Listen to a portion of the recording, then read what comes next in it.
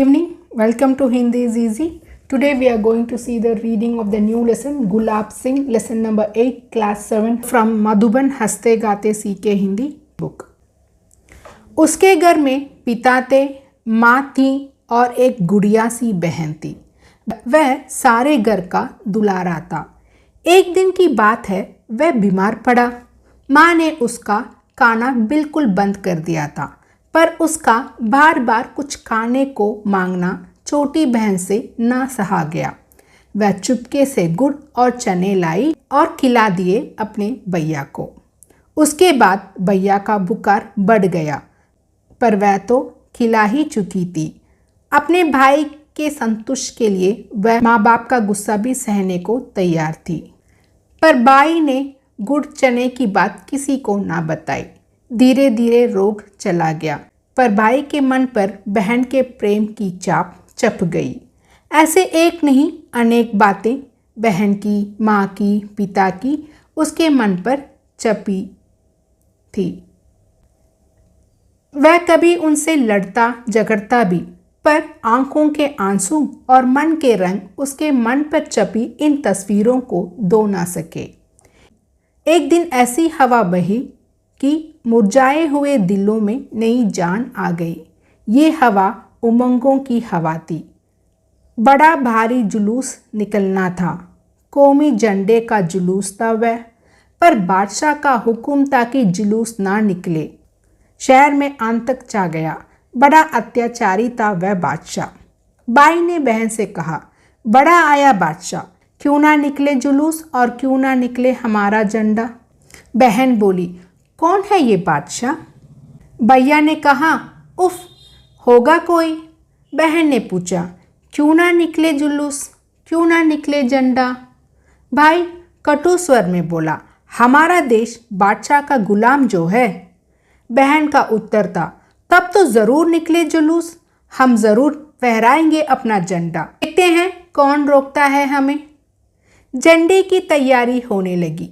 बहन ने अपनी पुरानी ओढ़नी फाड़कर झंडा बना लिया। लाल हरा रंग भी चढ़ गया।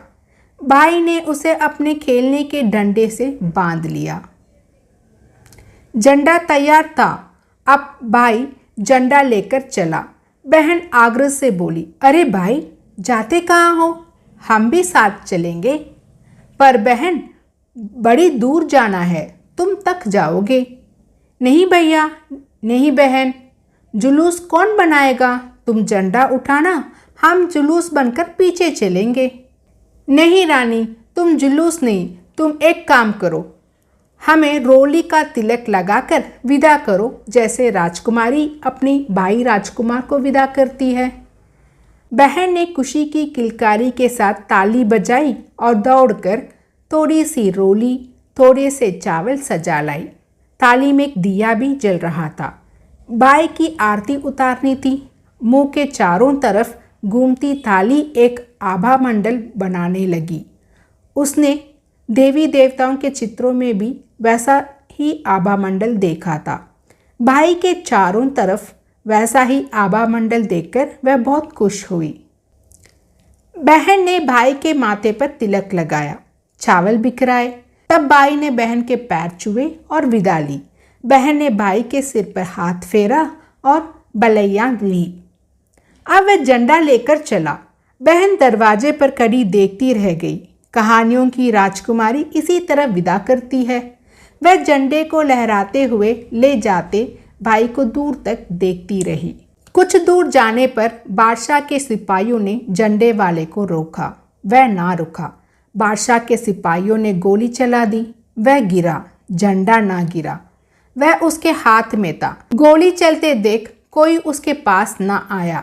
बहन ने भाई को गिरते देखा। वह दौड़ पड़ी। भाई खून से लथपथ पड़ा था। वह पुकारती रही, भैया, भैया। भाई के प्राण मानी ये अमृतवाणी सुनकर लौट पड़े। वह बोला, तू आ गई, ये झंडा ले। बहन ने झंडा थाम लिया। भाई चला गया। बहन बहुत रोई, पर झंडा हाथ में उठाई रही।